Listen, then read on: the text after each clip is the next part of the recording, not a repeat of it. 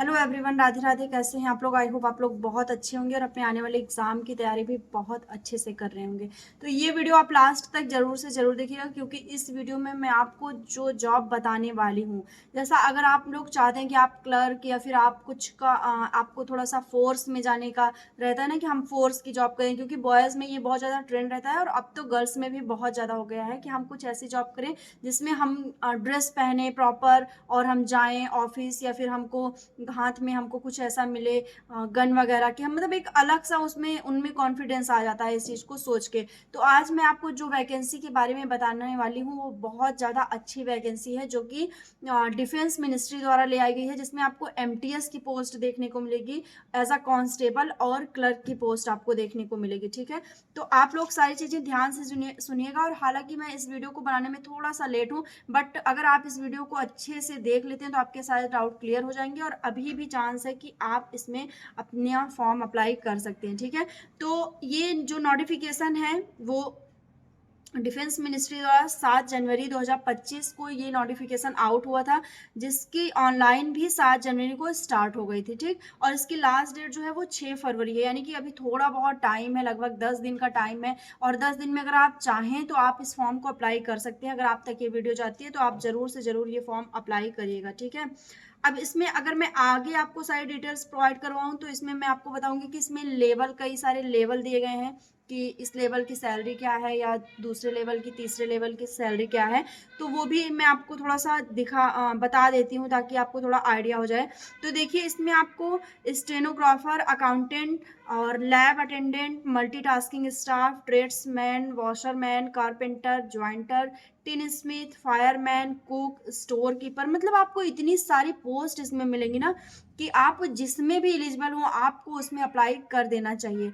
और मेरे ख्याल से जैसे अकाउंटेंट हो गया तो ये ग्रेड 1 की है, स्टेनोग्राफर ग्रेड 2 की है, और लोअर डिवीजन क्लर्क की ग्रेड 3 की है। बाकी और जितनी भी पोस्ट मैंने आपको बताया ये सब 4th ग्रेड की हैं।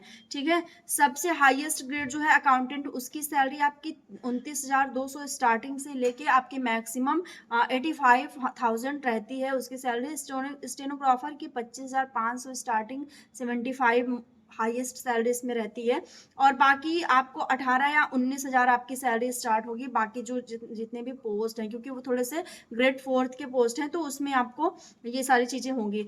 अब इसमें एज भी अलग अलग पोस्ट के अकॉर्डिंग है, बट मैं आपको थोड़ा सा एवरेज एज बता देती हूँ कि अगर आप 18 से 25 में हैं तो आप इसमें अप्लाई कर सकते हैं। ठीक है, 25 साल तक में। बाकी इसमें कुछ ऐसी पोस्ट हैं जिसमें आपको 30 साल तक भी छूट मिल रही है। ठीक, तो आई होप आपको ये चीज़ समझ में आ गई होंगी।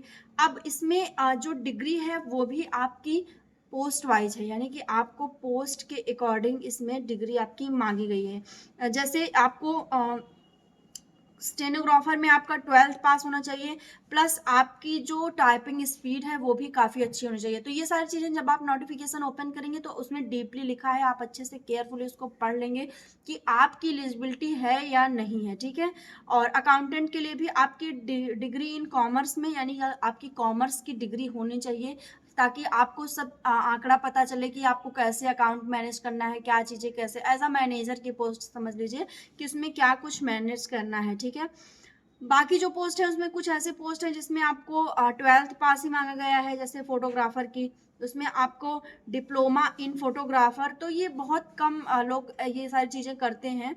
और बाकी लैब का अटेंडेंट का है, तो इसमें भी आपका एक्सपीरियंस मांगा गया है कि आपका कम से कम 1 साल का एक्सपीरियंस होना चाहिए। ठीक है, अब इसका जो एग्ज़ाम होगा, अब मैं उस पर अगर बात करूँ तो इसमें आपकी जीएस और मैथ, इंग्लिश और एक जनरल नॉलेज, वो भी समझ लीजिए आपकी रीजनिंग का एक, मतलब 4 पार्ट इसमें जैसे बेसिकली आते हैं कि जनरल इंटेलिजेंस यानी reasoning, numerical aptitude, math, general English और जीएस, 4 सब्जेक्ट आपके आएंगे।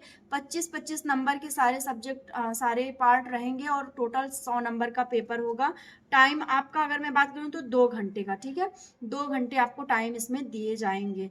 ठीक, अब जैसे आपके मन में थोड़ा सा रह जाता है कि सारी पोस्ट के अकॉर्डिंग डिग्री क्या मांगी जाएगी, तो डिग्री जब आप, मैं अगेन बोल दे रही हूँ कि जब आप ओपन करेंगे, अपनी वेबसाइट पे जाएंगे, वहाँ देखेंगे तो वहाँ पे आपको क्लियर हो जाएगा कि इसमें क्या डिग्रियाँ मांगी जा रही हैं। ठीक है, तो आप उसको देख लीजिएगा। तो आई होप आपको सारी चीज़ें समझ में आ गई होंगी, और फिर भी अगर इसमें कुछ डाउट रह जाता है तो आप लोग पूछ लीजिएगा। और